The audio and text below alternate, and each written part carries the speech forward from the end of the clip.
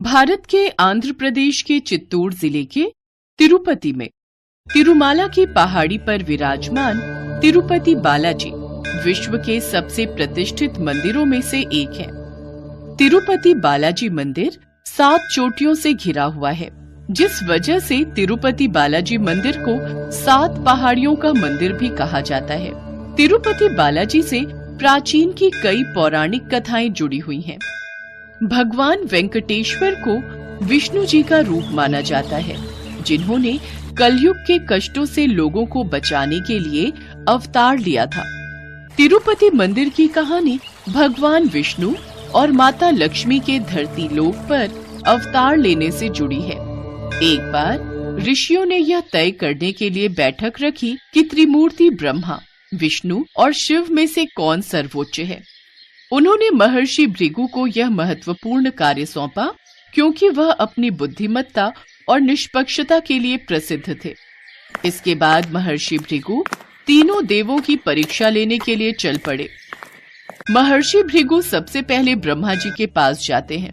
वे न तो उन्हें प्रणाम करते हैं और न ही उनकी स्तुति करते हैं। ये देख ब्रह्मा जी को महर्षि भृगु पर बहुत क्रोध आता है। उनका क्रोध इतना बढ़ जाता है कि मुख बिल्कुल लाल हो जाता है। ब्रह्मा जी का क्रोध अंगारों में बदल गया। कुछ क्षणों बाद उन्होंने अपना गुस्सा ठंडा करने का प्रयास किया। भृगु, तुमने ना तो मुझे प्रणाम किया, ना ही मेरा सम्मान किया। ऐसा करके तुमने मेरा अपमान किया है। फिर भी मैं तुम्हें इसलिए क्रोधवश कुछ नहीं कह रहा हूँ, क्योंकि तुम मेरे पुत्र हो। इसी कारण मैं अपने क्रोध को दबा रहा हूँ। मैं यही देखना चाहता था ब्रह्मदेव कि आप मेरा ऐसा आचरण देख अपने मुख पर क्रोध रोक पाते हैं या नहीं। अब मुझे आज्ञा दीजिए।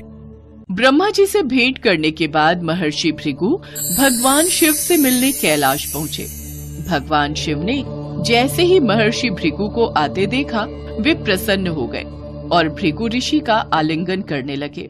पधारिए महर्षि भृगु, आपका स्वागत है। मेरा आलिंगन स्वीकार कीजिए। महादेव, आपने हमेशा ही धर्म और वेदों की मर्यादाओं का उल्लंघन किया है। आप इन दुष्ट राक्षसों व असुरों को जो वरदान देते हैं, उनके कारण सृष्टि को कई प्रकार के संकटों का सामना करना पड़ता है। इसी कारण मैं आपका आलिंगन कदापि स्वीकार नहीं करूंगा। महर्षि भृगु के मुख से ये सब बातें सुनकर भगवान शिव गुस्से से लाल हो उठे। उनका क्रोध इतना अधिक बढ़ गया कि वे त्रिशूल उठाकर भृगु पर प्रहार करने लगे। महर्षि भृगु, आपका इतना साहस कि आप ये अपशब्द बोलकर मेरा अपमान कर रहे हैं। नहीं प्रभु, इस तरह ऋषि भृगु पर प्रहार करना आपके लिए उचित नहीं। अपने क्रोध को शांत कीजिए। क्रोध प्रलय और सर्वनाश का प्रतीक है। मुझे क्षमा कीजिएगा महादेव, यदि मेरे कारण आपको कोई कष्ट हुआ हो। मैं यहाँ जिस प्रयोजन से आया था, आपका क्रोध देखकर मुझे उसका उत्तर मिल गया। अब मुझे आज्ञा दीजिए। इस घटना के बाद महर्षि भृगु ने बैकुंठ धाम की ओर प्रस्थान किया।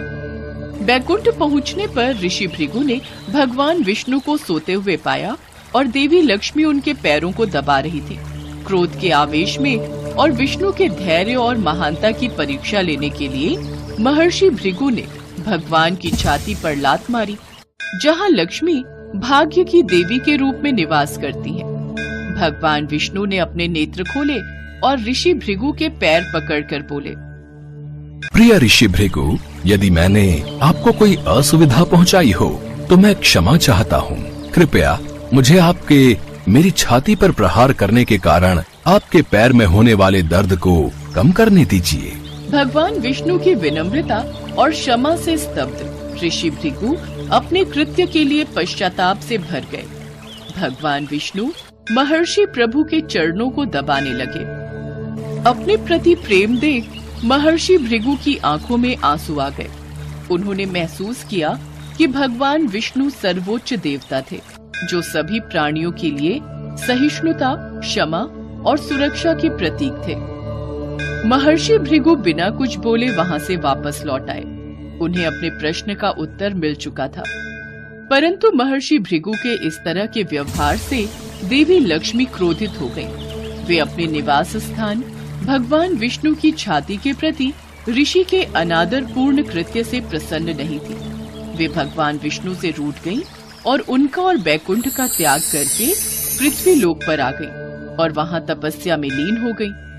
भगवान विष्णु भी उन्हें ढूंढने के लिए बैकुंठ छोड़कर धरती पर आ गए। उन्होंने माता को जंगलों और पहाड़ियों पर ढूंढा, लेकिन माता लक्ष्मी कहीं नहीं मिली।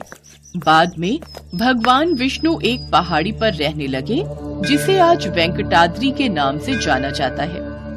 कहा जाता है भगवान विष्णु श्रीदास के रूप में चींटियों की बांबी में विश्राम करने लगे। वे दिन पर दिन बहुत ही कमजोर हो चुके थे। ब्रह्मा जी और शिव जी से विष्णु जी की ये हालत देखी नहीं गई। माता लक्ष्मी को ढूंढने में भगवान विष्णु की मदद करने ब्रह्मा जी और शिव जी गाय और बछड़े का रूप धारण कर धरती पर आ पहुँचे। यह गाय राजा चोल के पास थी, लेकिन एक रोज उस गाय ने दूध देना बंद कर दिया। पौराणिक कहानियों के मुताबिक वो गाय एक पहाड़ी पर जाकर अपना सारा दूध भगवान विष्णु को पिला देती थी।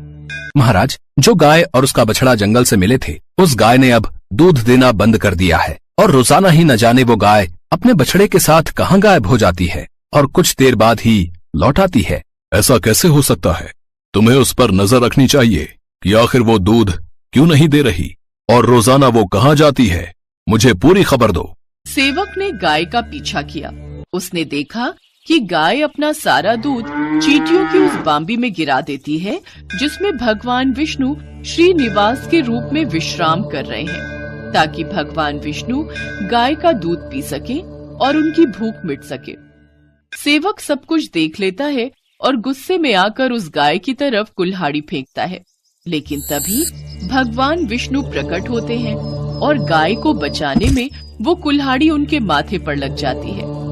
कुल्हाड़ी से लगी उस चोट का निशान आज भी भगवान वेंकटेश्वर की मूर्ति में कायम है।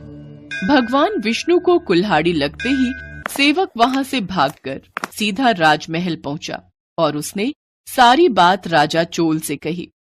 सेवक की बात सुनकर राजा चोल हैरान रह गए और घबराहट में भगवान विष्णु से क्षमा मांगने के लिए उस स्थान पर पहुंचे। क्षमा कीजिए प्रभु, क्षमा कीजिए, ये सब अनजाने में हुआ है। क्षमा कीजिए भगवान, आप तो साक्षात नारायण हैं, आप तो क्षमा देने वाले हैं, आप तो करुणा के अवतार हैं, मेरे आराध्य देव हैं। भगवान विष्णु ने राजा चोल को क्षमा कर दिया और एक वरदान भी दिया। मैं तुम्हें क्षमा करता हूँ और एक वरदान देता हूँ कि तुम अपने अगले जन्म में अकसा के राजा के रूप में पैदा होगे। तुम्हारी एक पुत्री होगी जिसका नाम होगा पद्मावती और तुम्हारी पुत्री पद्मावती का विवाह मेरे अवतार वेंकटेश्वर से होगा। और फिर राजा चोल ने अक्सा राजा के रूप में अगला जन्म प्राप्त किया और देवी लक्ष्मी ने पद्मावती के रूप में उनके घर में जन्म लिया। समय बीता, इधर पद्मावती बड़ी हुई, उधर श्रीनिवास यानी कि भगवान वेंकटेश्वर, जो कि भगवान विष्णु के ही अवतार थे, उन्होंने सपने में राजा को वो वरदान याद दिलाया जो उन्होंने राजा चोल को पिछले जन्म में दिया था। राजा को भगवान विष्णु की कही बात याद आ गई और फिर उन्होंने श्रीनिवास और राजकुमारी पद्मावती के विवाह की बात को